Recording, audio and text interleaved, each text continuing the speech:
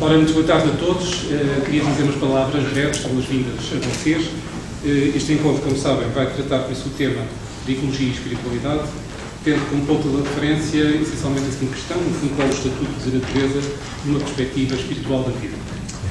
Esta iniciativa é da parte, em primeiro lugar, da Sociedade Ética Ambiental, que estou à procura do seu Presidente, que é o Presidente Maria José Varandas, que protagonizou, no fundo, esta iniciativa e que nos desafiou a realizar. Igualmente, do Instituto Missionário de Consolata, representa aqui o Padre António Fernandes, que já irá dizer as suas palavras, e, naturalmente, também do próprio Centro de Filosofia, que tem um especial interesse por razões que já irei comentar.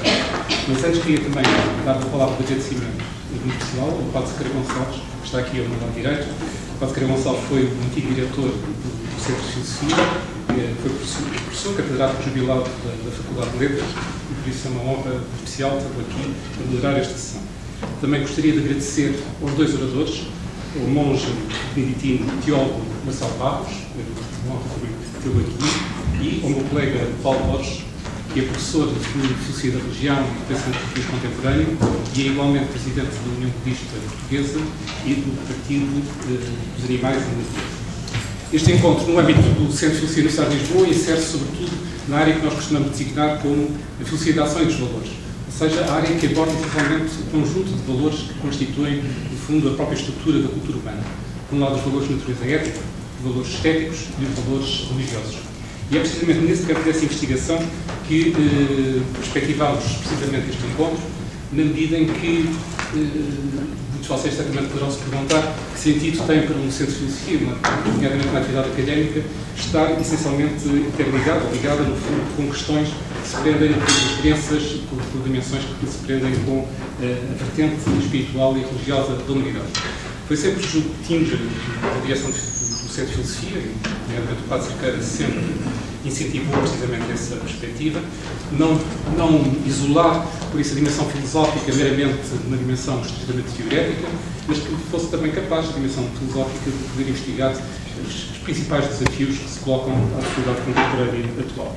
Aliás, se me permitem só uma última referência, gostaria de sublinhar que, no âmbito das novas políticas de investigação europeias, nomeadamente o chamado plano de investigação, o projeto de investigação que nos é colocado, que é desafiado para o período que vai de 2015 a 2020 e que é conhecido pela designação do Horizonte 2020, isso no fundo de 2015 a 2020, o ponto de referência, e isso eu acho absolutamente notável, o ponto de referência de toda a investigação, e não estou a referir a filosofia, de toda a investigação que deve ser realizada no domínio universitário e no domínio dos estudos científicos, deve ser essencialmente, segundo esse programa, segundo esse projeto, aquilo que é designado como os desafios societais. Ou seja, os desafios que se colocam, precisamente, das sociedades contemporâneas em face dos problemas que derivam das novas tecnologias, da urbanização, do envelhecimento das populações. Por isso, não é só simplesmente uma questão que diga plenamente respeito aos filósofos, a dimensão filosófica, diz respeito, neste momento, a toda a comunidade científica. E, nesse sentido, a discussão que vamos hoje travar sobre a relação entre ecologia e espiritualidade insere-se claramente nesse propósito. Vou dar então agora a palavra ao Padre António Fernandes. Mais uma vez agradeço por isso a colaboração connosco e gostaria de dizer algumas palavras. Boa tarde. Antes de tudo, o meu agradecimento também à Sociedade Ética Ambiental por esta parceria, não? Construída em conjunto e por este tempo que construímos juntos. Os missionários da Consolata propuseram-se há 2 anos trazer uma voz do continente africano, dos continentes africanos, dos continentes americano, asiático, digamos, daqueles que nós sempre consideramos os pobres, e a Europa. O Padre Marcelo teve uma grande experiência com o Bispo Dom Helder da Câmara. Ele precisamente dizia que não há ninguém tão rico que não tenha nada para receber e não há ninguém tão pobre que não tenha nada para dar. E que este ciclo de conferências insere-se nisto. O ano passado tivemos e dedicámos o nosso ano a uma reflexão sobre a fé e o martírio. E este ano propusemos-nos refletir sobre a ecologia e espiritualidade, trazendo para a nossa Europa, para a nossa casa, reflexões que partem de experiências de outros continentes, de outros saberes. E foi nesse sentido que decidimos convidar Marcelo Barros para partilhar connosco toda a sua experiência e principalmente a sua prática junto a comunidades rurais no Nordeste brasileiro, a comunidades indígenas, e toda uma reflexão que a partir da espiritualidade vai fazendo sobre esta casa comum, a ecologia. Nesse sentido, queremos trazer também, que se insere neste ciclo de conferências, a voz dos índios, com quem trabalhamos na América, e o próximo ciclo de conferências, ou com quem queremos trazer, é realmente a voz de povos índios, de como eles se situam nesta casa comum e que contribuição eles podem dar para uma reflexão europeia, não? E de todos nós na construção desta casa comum. E é nesse sentido que eu quero só agradecer à Faculdade de Letras por nos ter acolhido, a todos nós que estamos aqui interessados, no fundo, em partilhar aquilo que é a nossa experiência e a nossa ação na construção desta casa comum, com muito amor, a partir daquilo que são as nossas experiências individuais e coletivas. Espero que todos possamos participar, enriquecer-nos e continuar a construir os nossos saberes, a nossa espiritualidade, este grande caminho que é um compromisso de todos nós. Muito obrigado.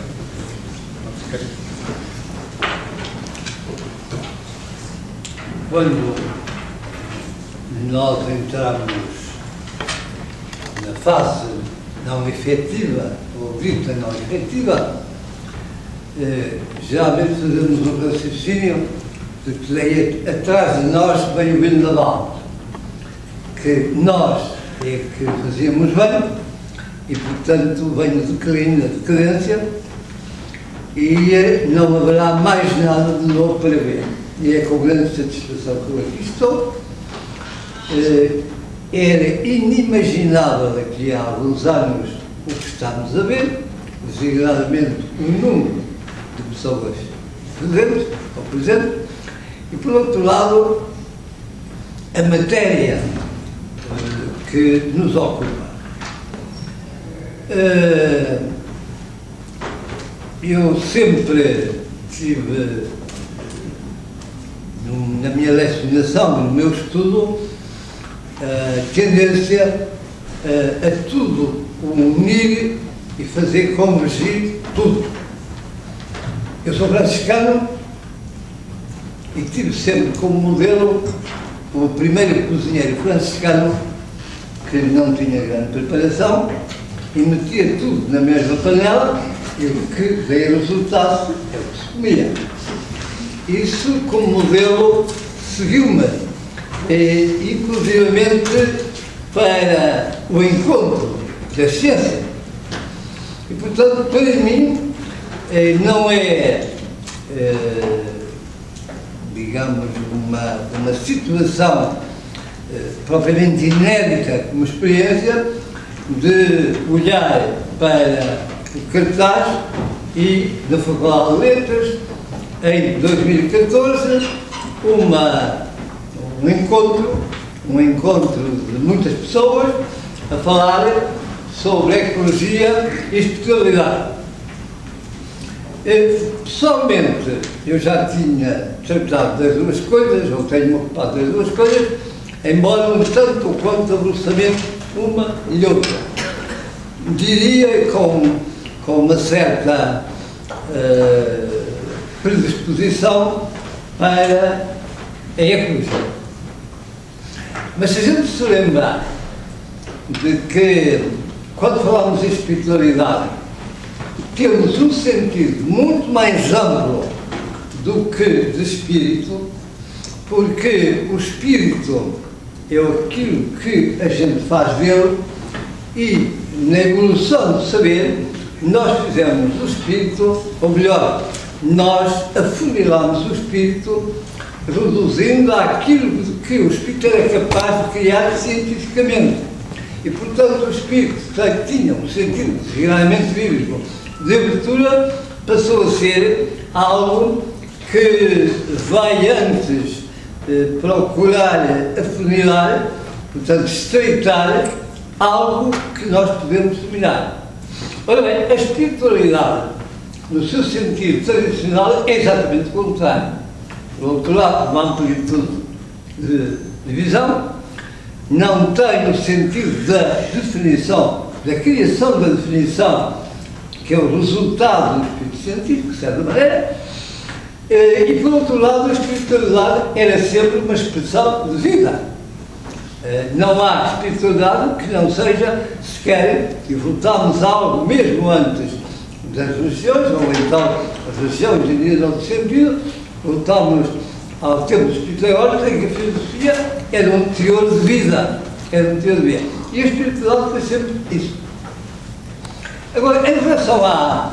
Eu estou apenas a fazer, digamos, o estado da questão, para onde podemos depois ouvir os nossos oradores, na ecologia, para não ir mais longe, onde reparar que os monges, ou melhor, os grupos religiosos, escolheram sempre lugares muito estratégicos. Muito estratégicos. A começar pelos capuchinhos de Sintra, que vocês vão lá e ficam estarrecidos, mas depois, se começarem a pensar naqueles que comiam e a sopa que tinham, talvez cheguem a conclusões um bocadinho diferentes. Mas houve sempre nesse aspecto, há lugares estratégicos. E até nós somos muitas vezes, nós, os religiosos, somos muitas vezes criticados pelo domínio dos lugares estratégicos. Mas, enfim, quem tem qualidade, escolhe qualidade. E houve aqui, não há muito tempo, houve uma espécie de precipitação, sobretudo das comunidades religiosas femininas, que queriam ir para os sétimos andares, para o centro da cidade, para a tal, viver no meio do povo, e queriam vender alguns pedaços de terra e de verdes, e queriam desistir e tenham juízo, só sabem tudo. O que vocês devem é dar a oportunidade a que as pessoas que vivem no sétimos andares venham e possam cheirar a ervas dos nossos campos. Ora bem, isto é para dizer que, do que nós conhecemos através da história, o que tem sido mais favorável àquilo que podemos apelar hoje de sentido ecológico da vida foi realizado primeiro, por comunidades, segundo, por comunidades religiosas. Aliás, aqui há anos tivemos um encontro em Montemor, novo, Montemor Novo é o Carvalho, não é? Sim. Montemor Novo, sobre isso, a arquitetura, e tinha a ver com a ecologia, e a mim calhou-me exatamente como é que os franciscanos viam esse aspecto. Ora, essa experiência não pode ser esquecida. Nós temos que, nesse aspecto, aprender com o passado, quase que resolver situações instintivamente. E, como digo, não é possível conservar um ambiente sem o sentido de comunidade. E não é possível também desenvolver o sentido da comunidade sem um sentido espiritual, que é exatamente de relação e de amplidão ou de amplitude, ou de amplificação, como quer. De maneira que o que estamos aqui a fazer, julgo que venha ao encontro, primeiro, das situações graves do mundo de hoje, e é importante que a filosofia, inclusivamente, não se fique indiferente, como geralmente é indiferente a esse problema. Depois, temos a própria evolução dentro da filosofia, que vem muito ao encontro daquilo que nós estamos, ou que vamos aqui tratar. E também, os filósofos têm fama de serem gente inútil, e em princípio é gente inútil.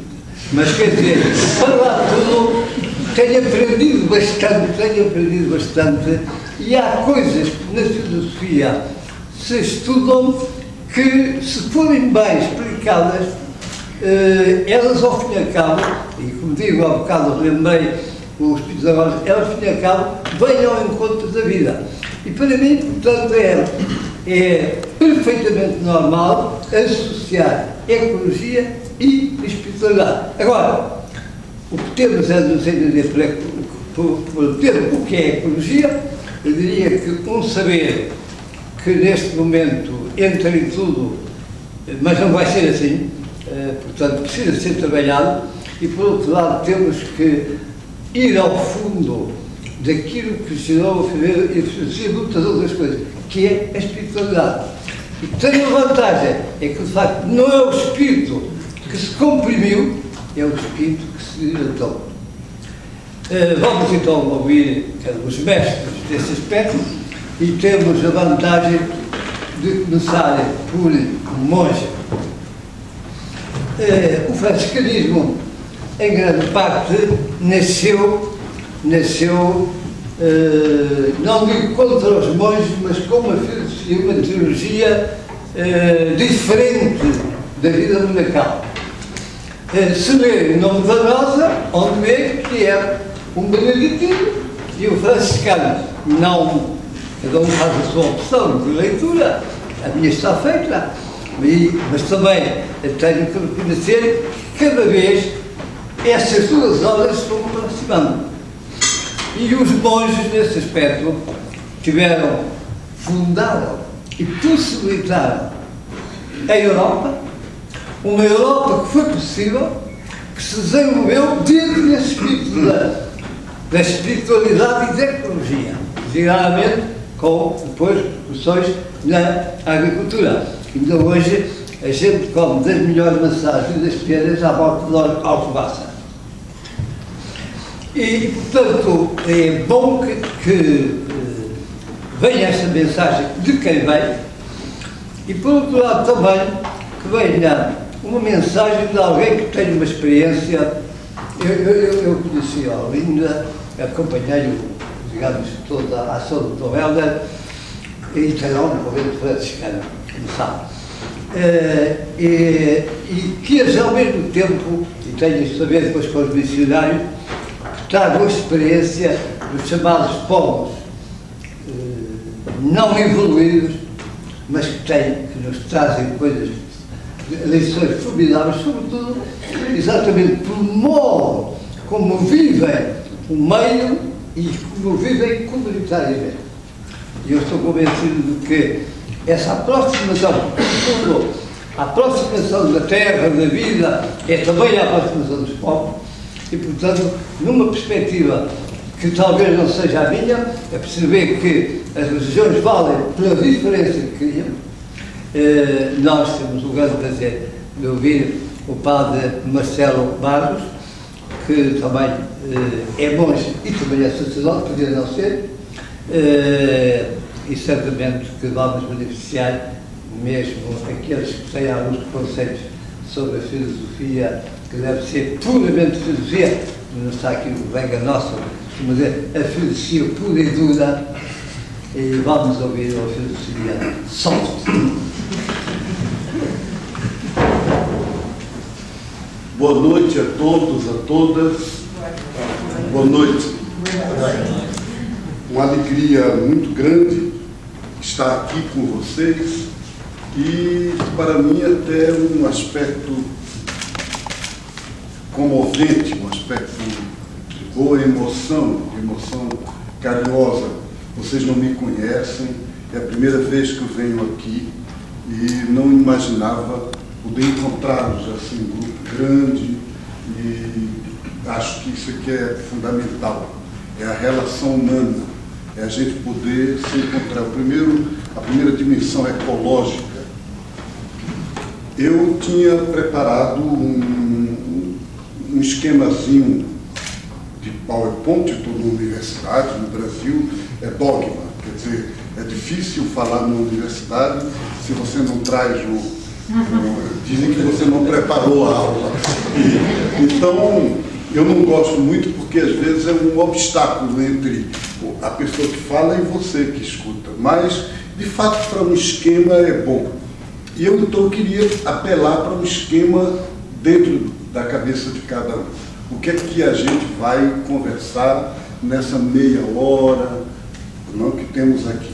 Primeiro, um momento a gente olhar um pouco a realidade. A teologia da libertação sempre trabalha no ver, julgar e agir. O ver, é claro que uma coisa contém outra.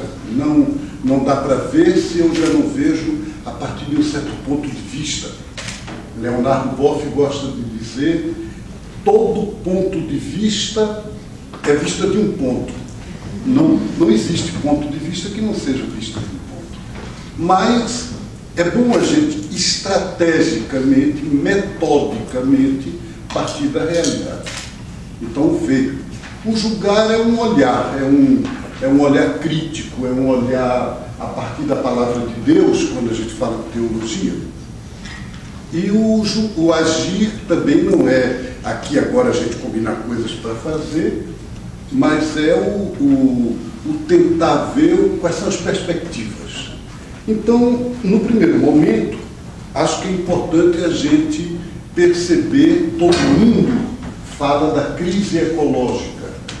Houve um momento onde eu lia textos que ecologistas diziam uma catástrofe e outros, mais ligados ao império, entre aspas, diziam, não, isso é normal, o mundo atravessa diversas eras, e houve a era do gelo, houve a era que acabou com os dinossauros, e então hoje a gente vive uma época de mudança, mais normal, natural, nada demais.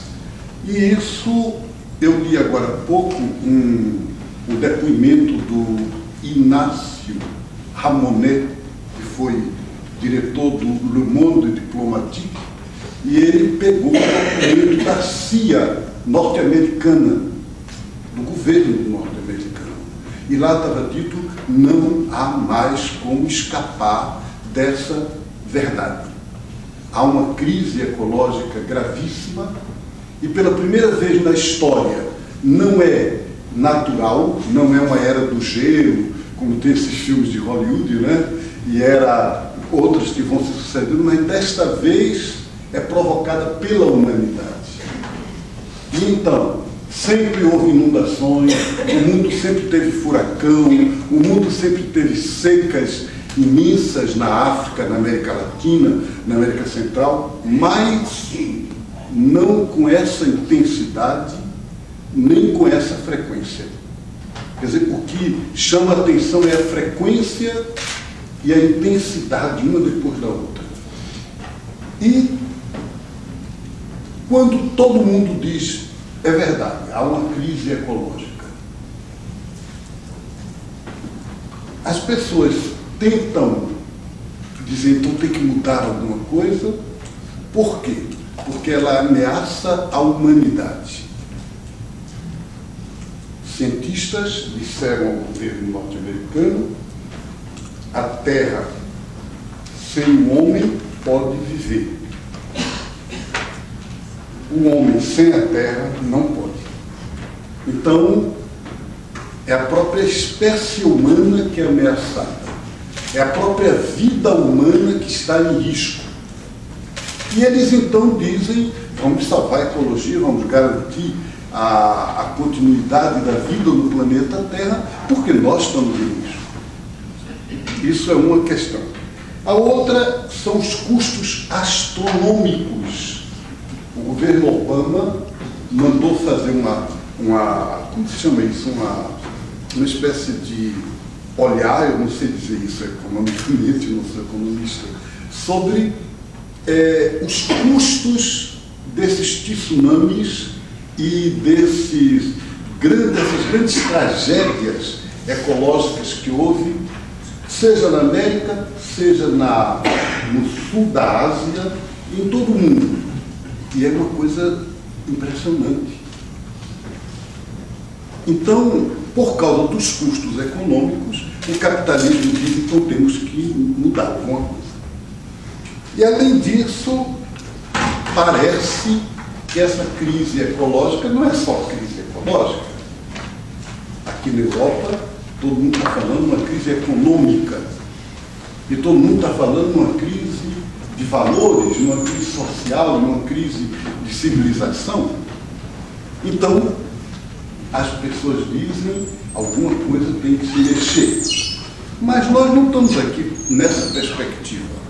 Se fosse nessa perspectiva, nós seríamos egocêntricos, autorreferentes, quer dizer, é em função da gente mesmo, né? E, de certa maneira, pragmáticos. Eu corro risco, então eu me meto para salvar as coisas, porque eu estou correndo risco.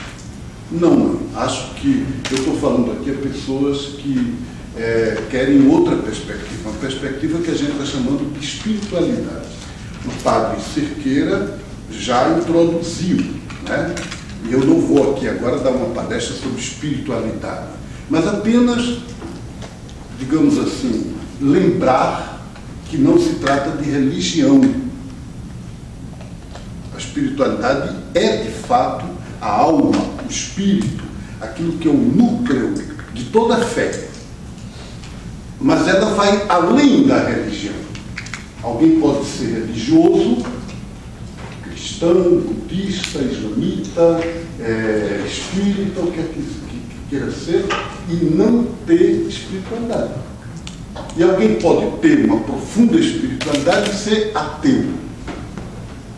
Uma vez eu fui chamado em Cuba, no final dos anos 80, para dar um curso de Bíblia para um grupo de sociólogos cubanos, do Partido Comunista Cubano, que queriam entender melhor a Bíblia. Porque tinham ouvido falar que na América Latina, no Brasil e em outros países, a gente tinha começado a leitura da Bíblia a partir da realidade e fazia-se Bíblia ligada à sociologia. Então eles queriam entender como era isso. E eu fui. E chegando lá, recebi um recado dizendo: hoje à noite, um ministro do Estado, companheiro do Fidel Castro, quer vir conversar com você. Eu disse: está bem. Mas quando ele chega? Que horas? Não, ele, quando acabar o trabalho, ele vem. Tá bom. Então, eu estava lá hospedado e eu, talvez por vício do monge, dormi cedo.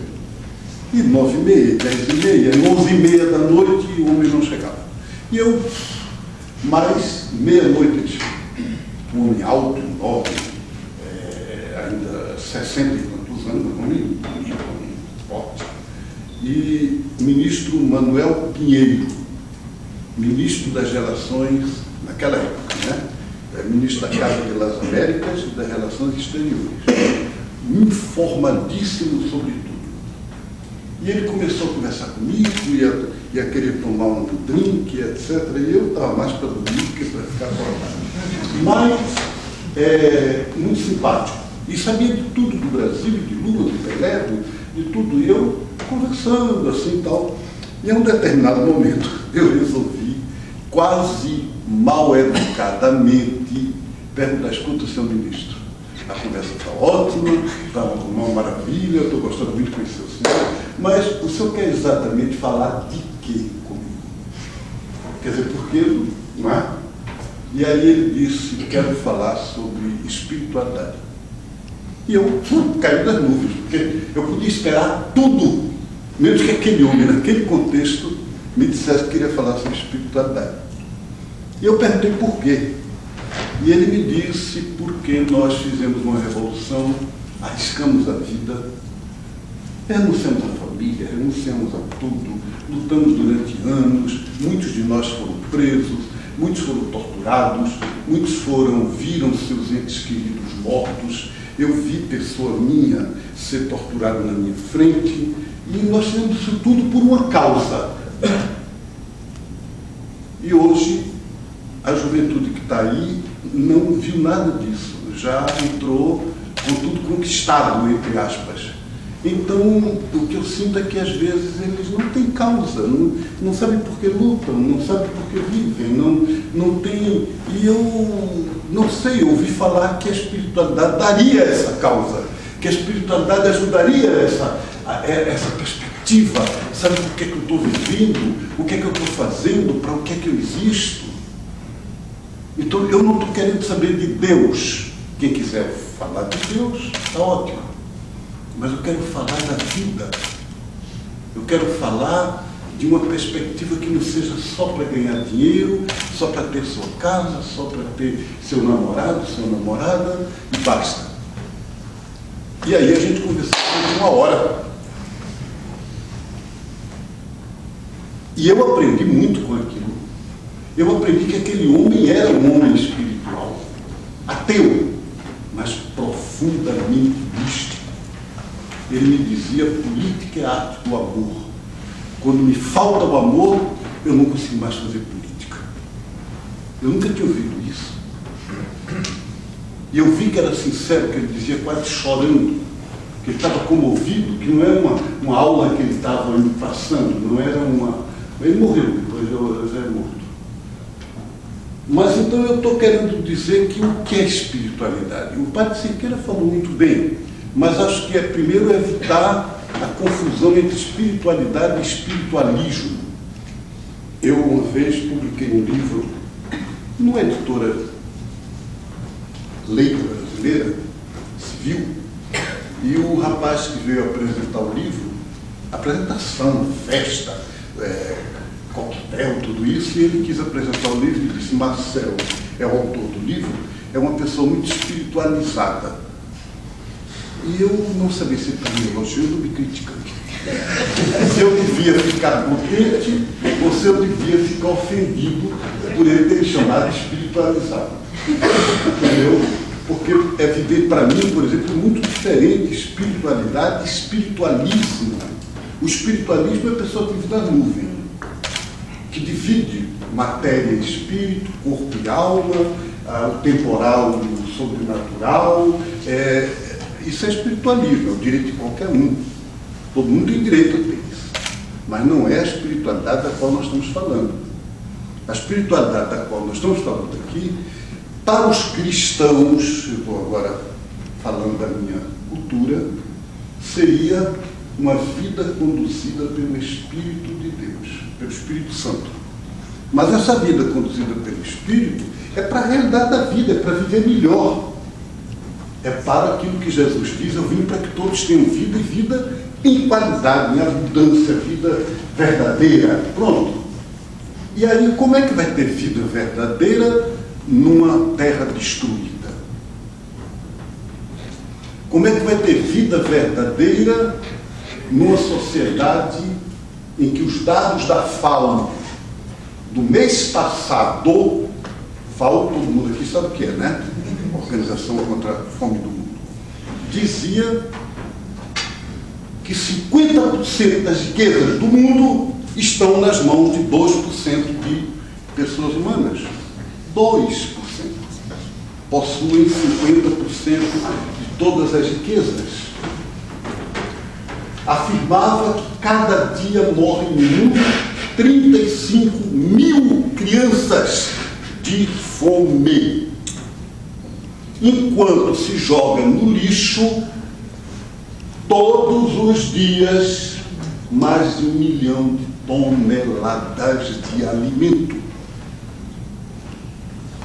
Então, como viver vida verdadeira, profunda, numa situação dessa? Não tem espiritualismo que resista. Quer dizer, por mais alienado que seja, se a pessoa abrir os olhos, vê que é uma tragédia. E então, é importante, é fundamental a gente procurar saída para isso. E as saídas podem ser técnicas, podem ser políticas, podem ser científicas, tem, né? Podem ser de vários níveis. Mas a árvore tem folha, tem... Toda árvore tem folha, tem fruto, tem caule, mas tem raiz. E qual é a raiz dessa história toda? É o que a gente chama cultura, ou em outras palavras, as opções fundamentais que levam aquilo. Outro dia, eu, sem querer, descobri imagem que eu gostei muito, embora não é também minha área. Dizem que quando tem terremoto, e eu perguntei hoje ao padre Elise, aqui em Lisboa já houve terremotos, né? Terríveis. Então, dizem que o terremoto, ele tem um epicentro, sabe o que é, né? Quer dizer, um lugar onde a terra falha lá na raiz. E essa falha lá nas placas tectônicas do planeta, lá não sei onde, ela provoca uma locomoção, né, de massa, e aí vem o terremoto. Então o terremoto tem como se fosse 3 etapas. Pois é, a destruição ecológica também. Qual é a primeira? A primeira é a situação ambiental, a destruição que a gente está vendo por aí, né? A segunda, a mais intermédia, é o sistema que provoca isso. É o modo de organizar o mundo que leva a isso. Mas tem uma placa lá no fundo, a placa tectônica que se mexe, que é justamente a questão da espiritualidade. Que eu estou chamando de espiritualidade, outra pessoa pode chamar de cultura, outra pessoa pode chamar de energia, não sei. Eu estou usando a palavra espiritualidade, vocês entenderem. Então, qual é a grande questão? Para nós, agora eu estou falando aqui, ocidentais, dentro de uma cultura cristã, que seja de igreja ou não, é que as espiritualidades indígenas, por exemplo, lá na América Latina, mas também o Tuareg na África, também os indígenas quer dizer, os povos autóctones que vivem uma vida tradicional, tem uma religião da natureza no qual a natureza é sagrada, no qual Deus se manifesta na pedra, no vegetal, na árvore, no animal, uns nos outros. Mas as religiões do livro, judaísmo, islamismo, quer dizer, cristianismo e islamismo, encontram Deus na história. Não negam que Deus esteja na criação, não negam que Deus esteja na natureza, mas desenvolveram uma mística, uma espiritualidade, que é descobrir na história. Eu sou monge beneditino, com que maravilha, quando eu entrei no mosteiro com 18 anos, eu ouvi aquela oração da missa do Natal e ficava fascinado. Ó Deus, que maravilhosamente criastes um homem, e mais maravilhosamente ainda o redimiste pela vinda de Jesus, teu Filho, e aí a criação foi para o Beleléu, se diz assim em português, né? Foi para as calendas. Quer dizer, o importante agora é a redenção. E essa liturgia, quer dizer, que as missas, todas as missas, que se celebra de santo, santo, santo, Senhor Deus do universo, o céu e a terra estão cheios da vossa glória. Pois é, estão cheios da vossa glória, mas a gente encontra a glória dele em outro lugar.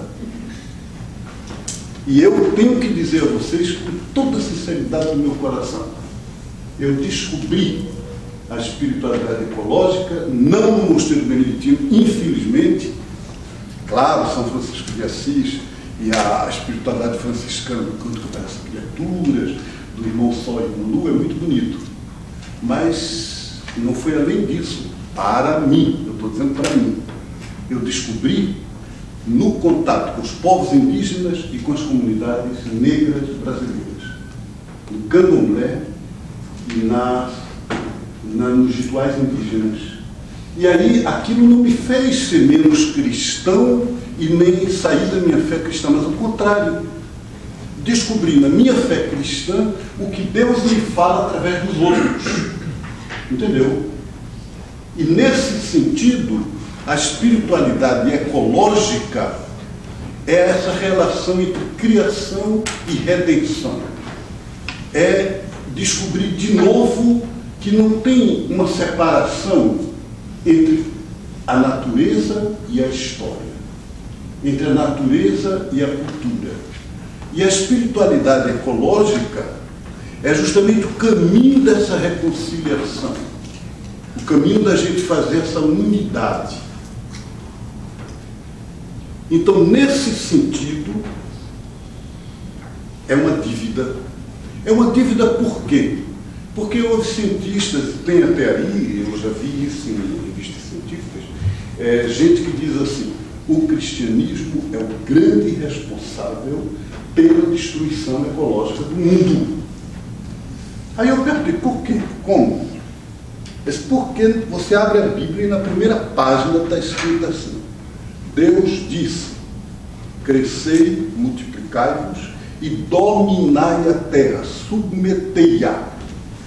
Então, isso dá o direito das pessoas destruírem, explorarem, se sentem donos. O homem é o senhor da terra. Claro que quando, por exemplo, eu estudei Bíblia, então a gente descobre que o verbo hebraico não quer dizer dominar no sentido tirânico, no sentido ditatorial, assim, de submeter, mas significa cuidar. É o mesmo verbo do Salmo 8, Senhor, que é o homem para que tu colocaste, cuidando do céu, da natureza. O homem é o jardineiro da criação. Mas não foi interpretado nessa linha. Foi interpretado no sentido mesmo do direito natural. Então, é preciso mudar. E só se muda, o padre Siqueiros falou muito bem, quer dizer, primeiro, comunitariamente.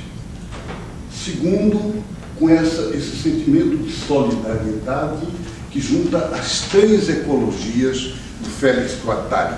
O Leonardo Boff acrescentou uma quarta, mas tanto faz ser, são três, são quatro para mim. Quer dizer, o problema é a ecologia ambiental não existe sem ecologia social. Ou como é que eu vou chegar no Mato Grosso do Sul e defender o crocodilo que está em extinção, o jacaré, e os índios morrendo porque são proibidos de caçar? E não se dá a eles alternativa.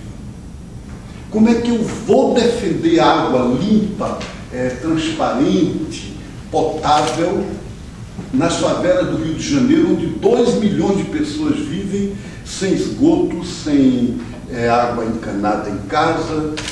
Como é que vão viver? Como é que vão morrer? Então, quer dizer, não existe ecologia ambiental sem ecologia social.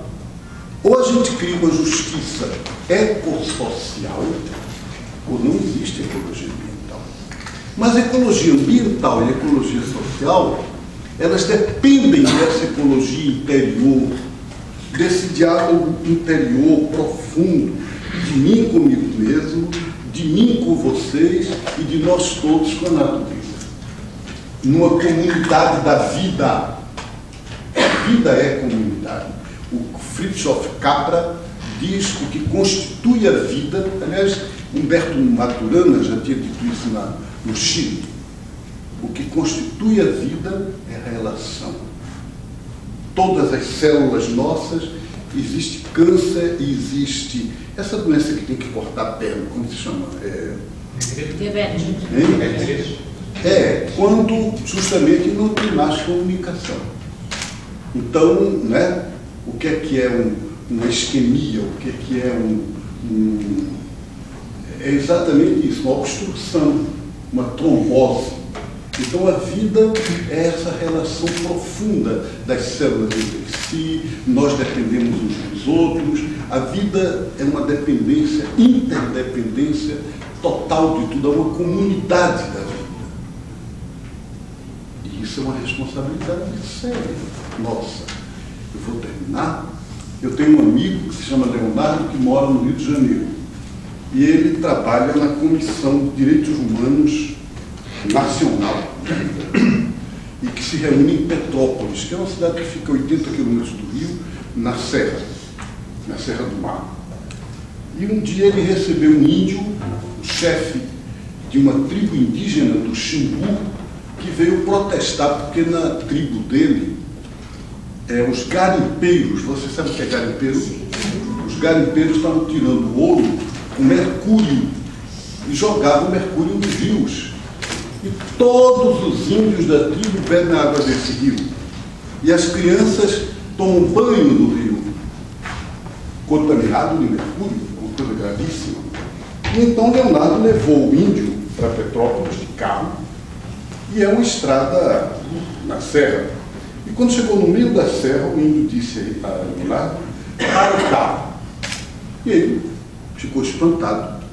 Não era fácil parar naquele momento, porque a estrada nem sempre tem um lugar assim para parar, mas ele acabou encontrando um acostamento, parou o carro, e Leonardo viu o índio sair do carro, abriu a porta do carro, desceu e ficou olhando a montanha. Aí parou um momento, ele olhou o relógio, e o cara não se movia. Então ele disse: meu amigo, o que é que está acontecendo? Você está com alguma necessidade fisiológica, alguma coisa? Quer dizer, por que nós paramos? E o índio disse para ele: nós paramos porque você veio depressa demais e a minha alma não foi capaz de acompanhar. Então eu perdi a minha alma. Então eu estou aqui agora, esperando que minha alma chegue. E quando ela chegar, a gente continua. O Leonardo não teve essa reação de vocês. Foi mais cuidadoso, quietinho. Mas pensou do mesmo jeito, né? Ficou. Aí, 5 minutos, 10 minutos, 15 minutos na nossa sociedade já é muita coisa, né? E aí ele disse: meu amigo, a tua alma já chegou para a gente poder continuar? E o índio notou nisso uma certa ironia. Então disse: eu, quando perco a alma, eu sei como recuperar. Eu me uno com as árvores, eu coloco minha barriga na mãe terra, eu recolho dela a seiva, eu me uno à minha comunidade, canto os cânticos de cura e restauro minha alma, recupero a alma. Você, quando perde a alma, o que é que você faz? E aí ele percebeu que essa história de perder alma, não perder alma, é uma expressão. Cada um tem a sua, na sua cultura. Mas o que significa? A gente fala em depressão, fragmentação, cada um tem sua, né? E neuras. Não fala em perder alma, mas mais ou menos a mesma coisa. E aí ele chegou na reunião dos teólogos com essa história e me perguntou: pois é, você reflete um pouco sobre isso? Como é que a gente na nossa cultura, como é que recupera a alma? Eu disse: olha, Leonardo, o grande problema não é se eu perdi a alma ou se você perdeu a alma. O índio perdeu a alma, tá bom, e recuperou, ou pelo menos sabe recuperar. O grande problema é que hoje a gente vive em uma sociedade que perdeu a alma inteira. É o mundo que perdeu a alma. É o sistema capitalista que domina o mundo, que não tem alma, é cruel. Então o grande problema não é apenas recuperar a alma minha. Claro, eu quero recuperar a alma do mundo. Mas o grande problema é recuperar a alma do mundo. E há um documento, a Carta de Ogmeto, dos cristãos do século IV, que dizem: os cristãos são para o mundo que a alma é para o corpo. Lembra disso? Quer dizer, nós devemos ser a alma dessa sociedade, a alma crítica, a alma profética, a alma para mudar as coisas. Então é isso que eu desejo a vocês. Por isso eu estou aqui, para a gente poder caminhar juntos nesse sentido. Muito obrigado, não percam a alma.